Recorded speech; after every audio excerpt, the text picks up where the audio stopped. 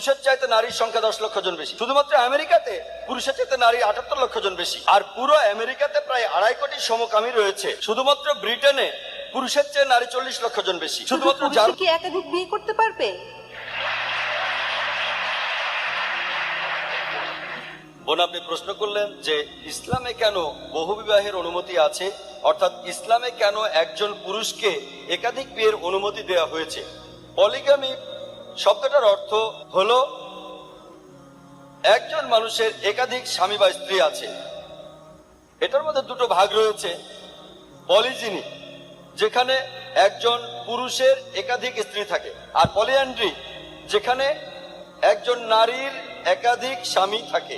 সাধারণত মানুষ ভাবে পলিগামি মানে একজন পুরুষ সে একাধিক বিয়ে করতে পারবে। পলিগামি মানে আসলে দুটোই, একজনের একাধিক স্বামী বা স্ত্রী থাকবে। কোন পুরুষের যদি একাধিক স্ত্রী থাকে তাকে বলা হয় পলিজিনি, কোন মহিলার যদি একাধিক স্বামী থাকে তাকে বলা হয় পলিঅ্যান্ড্রি। তবে এখানে আপনার প্রশ্নটা ছিল যে কেন ইসলামে পুরুষকে একাধিক বিয়ের অনুমতি দেওয়া হয়েছে, তাই আমিও পুরুষের একাধিক বিয়ে নিয়ে কথা বলবো এখানে। পবিত্র কোরআন হচ্ছে একমাত্র ধর্মগ্রন্থ এই পুরো পৃথিবীর মধ্যে যেটা বলছে মাত্র একটা বিয়ে করো। আর কোন ধর্মগ্রন্থ নেই, পৃথিবীতে কোথাও খুঁজে পাবেন না যেটা বলছে মাত্র একটা বিয়ে করো। আপনারা গীতা পড়ে দেখেন, বেদ পড়ে দেখেন, রামায়ণ পড়ে দেখেন, মহাভারত পড়ে দেখেন, বাইবেল পড়ে দেখেন, কোন ধর্মগ্রন্থে বলা নেই মাত্র একটা বিয়ে করো। শুধু কোরআনে এটার উল্লেখ আছে। সত্যি বলতে আপনারা যদি হিন্দু ধর্মগ্রন্থগুলো পড়েন, বেশিরভাগ রাজারই অনেকজন স্ত্রী ছিল। রাজা দশরথ, তার একাধিক স্ত্রী ছিল। প্রভু কৃষ্ণ, তারও একাধিক স্ত্রী। আপনারা যদি ইহুদি ধর্মগ্রন্থ পড়েন, সেখানে পুরুষরা একাধিক বিয়ে করতে পারে। পরবর্তীতে 11 শতাব্দীতে ইহুদি রাবাই গরশম বেনজুদা তিনি একটা আইন পাশ করেন যেখানে পুরুষের একাধিক বিয়ে করা নিষিদ্ধ করা হয়েছে। তারপরও ইহুদিদের সেফারডিক গোত্রে এই প্রথা চালু ছিল। পরে 1950 সালে ইসরায়েলের প্রধান রাবাই এটাকে একেবারে নিষিদ্ধ করেন। খ্রিস্টানদের বাইবেলেও পলিজিনির অনুমতি দিয়েছে। মাত্র কয়েকশো বছর আগে চার্চ এটাকে নিষিদ্ধ করেছে।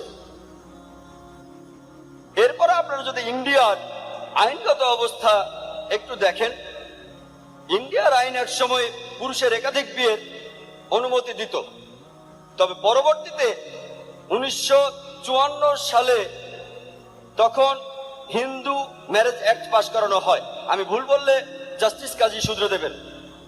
যখন হিন্দু ম্যারেজ অ্যাক্ট পাশ করানো হয় 1954 সালে, এই আইনে কোন হিন্দু পুরুষের একাধিক বিয়েকে নিষিদ্ধ ঘোষণা করা হয়। যদি আপনারা পরিসংখ্যান দেখেন, ইসলামে নারীর অবস্থান নিয়ে একসময় একটা রিপোর্ট প্রকাশিত হয়েছিল 1975 সালে, সেখানে 66 ও 67 নম্বর পৃষ্ঠায় আছে। এখানে একাধিক বিয়ের একটা পার্সেন্টেজ দেওয়া হয়েছিল। বলা হয়েছে যে হিন্দুদের মধ্যে একাধিক বিয়ের শতকরা হার হলো 5.06, আর মুসলিমদের মধ্যে একাধিক বিয়ের শতকরা হার ছিল মাত্র 4.31। আমরা পরিসংখ্যানগুলো বাদ দিয়ে আমাদের মূল আলোচনায় আসি।